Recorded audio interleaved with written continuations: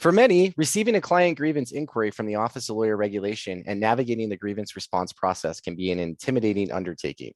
Fortunately, today we are joined by Julie Spoke, Director of Central Intake for the Office of Lawyer Regulation, who will be explaining the common reasons for grievances, providing guidance concerning cooperation and withdrawal, and discussing attorney-client confidentiality concerns as they relate to the grievance response process. Julie, thank you for joining us today. Absolutely, my pleasure. So as the Director of Central Intake, you process the grievances that are filed against attorneys and maintain those statistics. What are some of the common grievances you see being filed? Well, we have about 25,000 attorneys in the state of Wisconsin. In the fiscal year 2021, there were around 1,375 grievances filed. This year, we're probably going to be more around 1,400.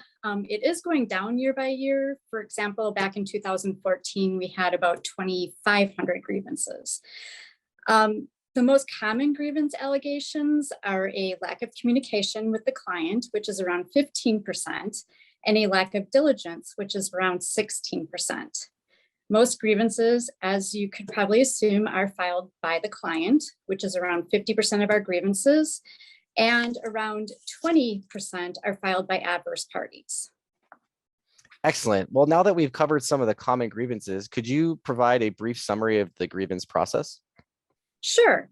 We have two departments in our office. We have the Central Intake Department, which is my department, and then we also have a formal and a litigation department. The Central Intake Department is like our triage department of the Office of Lawyer Regulations. I have about 8 investigators that conduct a preliminary investigation of the grievance to determine if possible misconduct exists. In doing their investigation, they'll speak with both the respondent attorney and the grievant.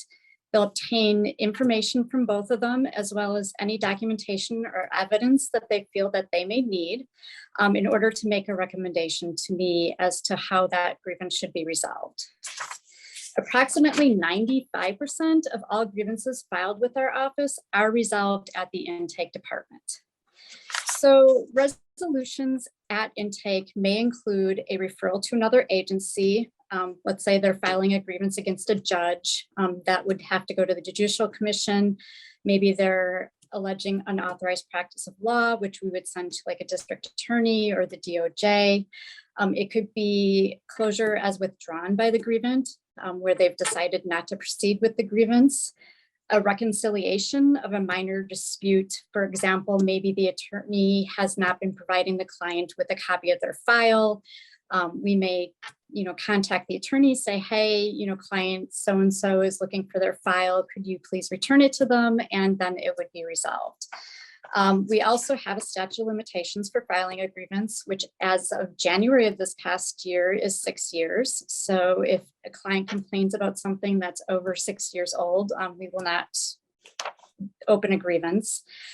We could do a de minimis closure, which is basically a letter just with some advice saying like, hey, maybe you should more regularly communicate with your client or more diligently pursue their matter. We also can do a diversion agreement at intake, which we may require the attorney to do the law firm self-assessment on the State Bar website. We may have them consult with LOMAP regarding the results of that assessment. We may have them consult with ethics counsel if we feel they need further information regarding, an ethics issue. We could refer them to WISLAP if we feel like maybe they're having some mental health or some alcohol issues. We could also refer them to like random CLE credits if nothing else fits within those categories. And also starting in January of this past year, now at the intake level, we can also do private or public reprimands. After the intake investigator does their initial evaluation and they determine that maybe the attorney isn't cooperating with their office, they're not responding to our questions. Maybe we need to subpoena some documents or records from the court, or maybe the sanction is going to be more than a suspension level case or more than a reprimand level case. Then we would refer that matter to our formal investigation department.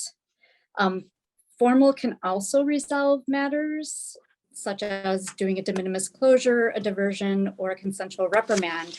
However, if the attorney does not agree to a diversion or reprimand, or if this is a suspension level case, then it will need to go to our litigation department, where they would have a hearing before a referee. The referee would then make a recommendation to the court as to the factual findings, as well as the legal conclusions and the recommended discipline. A complaint cannot be filed with the Supreme Court, however, unless we present our matters to what's called our Preliminary Review Committee, which we call the PRC. It's kind of like a grand jury, which will present all the evidence and documentation that we have, and they will make a determination whether or not we have cause to proceed with that allegation to present it in a complaint to the Supreme Court. And every matter we have, our burden of proof is by clear, satisfactory, and convincing evidence. The Supreme Court is the ultimate decision maker and will issue a decision in all matters that have gone through our litigation department. Excellent. Well, thank you for that summary. And I also appreciate you referencing the Wisconsin law firm self-assessment, which is a very helpful tool that attorneys can preemptively take if they think that they might be in a situation where a grievance could be filed from a client based upon their law firm's procedures, or if they just want to do a self-check of their law office to see how their operations are running. That assessment can be viewed by visiting wisbar.org/law audit. So let's talk about what happens when a grievance is filed and an attorney does not cooperate. What's the process for that?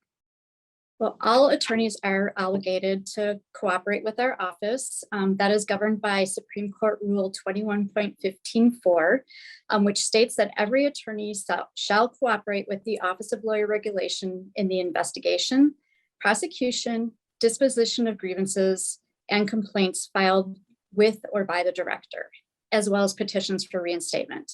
An attorney's willful failure to cooperate with our office constitutes a violation of the rules of professional conduct for attorneys. So if you do not cooperate at the intake stage, we will forward that matter to formal investigation. Informal, the rules have been revised so that we can automatically suspend an attorney's license until they cooperate with our office. So it's better to cooperate with our office than not. Otherwise, you could potentially get your license suspended. Yeah, and especially with all of the different statistics of the number of complaints that are resolved at the initial intake stage, and then also the different checks and balances that are in it, really seems like it is in the attorney's best interest just to cooperate initially and throughout the process when a grievance is filed. Right, absolutely. I mean, a majority of grievances are actually dismissed by our office. Otherwise, it could just result in a matter of advice or a diversion agreement. Helpful information as well. So I can imagine when attorneys get these grievances, their first inclination may be just to withdraw from the matter. So do attorneys often seek to withdraw from their matters when grievances are filed? Some do seek to withdraw, but an attorney is not obligated to withdraw if a client files a grievance against the attorney. If the attorney, however, feels that the relationship with the client is irretrievably broken as a result of the grievance being filed, then they can ask for permissive withdrawal by the court, which is under SCR 20:1.15b. Relief would still have to be granted by the court in order to allow them to withdraw. But really, I mean, like we've discussed, most grievances are dismissed or resolved by de minimis closure or diversion. So it's really not necessary that they withdraw. So I can imagine attorneys going through this process may first respond and say, well, the information you're seeking is protected by the attorney-client privilege. So how do you educate those attorneys on the required disclosure requirements in the instances where a grievance is filed by a client? Well, as we discussed, all attorneys are obligated to cooperate with our office. Under SCR 20:1.6, although attorneys are generally obligated to hold in confidence any information that relates to the representation of a client, there is an exception to the rules under SCR 20:1.6C4, which does allow the attorney to respond to the Office of Lawyer Regulation. It provides that an attorney may disclose information to establish a claim or defense on behalf of the lawyer in a controversy between the lawyer and client, to establish a defense to a criminal charge or a civil claim against the lawyer based upon conduct in which the client was involved, or to respond to allegations in any proceeding concerning the lawyer's representation of a client. So the attorney can disclose client confidential information with our office if a grievance is filed against them. When responding to a grievance, though, if it's filed by an adverse party, it does become a little bit more tricky for the attorney, especially when the attorney must cooperate with our office. I would like to make attorneys aware, however, that under SCR 2240, this does require the OLR staff to hold in confidence any information, papers, files, transcripts, communications related to the grievance prior to the filing of a public complaint with our office. So we can't disclose any information that we receive during the course of obtaining information related to the grievance. In most instances, we will not share with an adverse party the respondent's response unless it does not contain confidential information. And we also have asked the attorney if it's okay that we provide that response to the grievant. Excellent. Well, Julie, I really appreciate you taking the time today to kind of go through and demystify this process for attorneys, many of whom I'm sure are not familiar with the process until they've had to go through it their first time. So thank you again for taking the time today to explain the process and provide additional information that will be helpful to the members of the State Bar of Wisconsin. Absolutely. Thanks for having me. Thank you.